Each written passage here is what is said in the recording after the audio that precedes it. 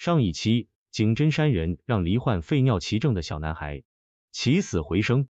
这一期，我们将讲述景真山人根据特殊病情，巧妙调整一剂经典咳嗽药方，获得神奇的效果。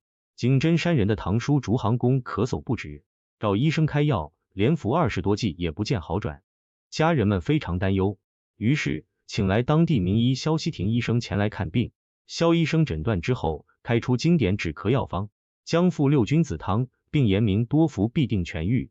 不料服至3剂后，出现胸腹饱闷、不思饮食，且夜不能寐等症状。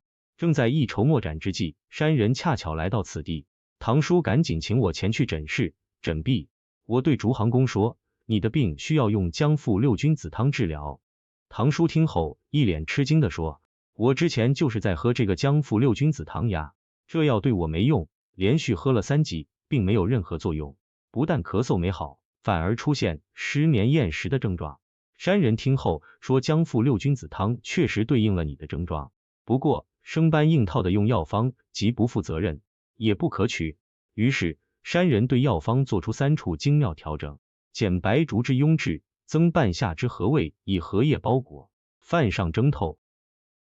堂叔服下药剂，效果立见奇效。1剂之后，眠食如常；再剂之后，咳嗽顿除。内经曰：胃不和则卧不安。景真山人重用法半夏，意在和胃气而祛痰浊，荷叶蒸制，取其芳香开胃，生发清阳。此正是胃气一和，百病自消的智慧体现。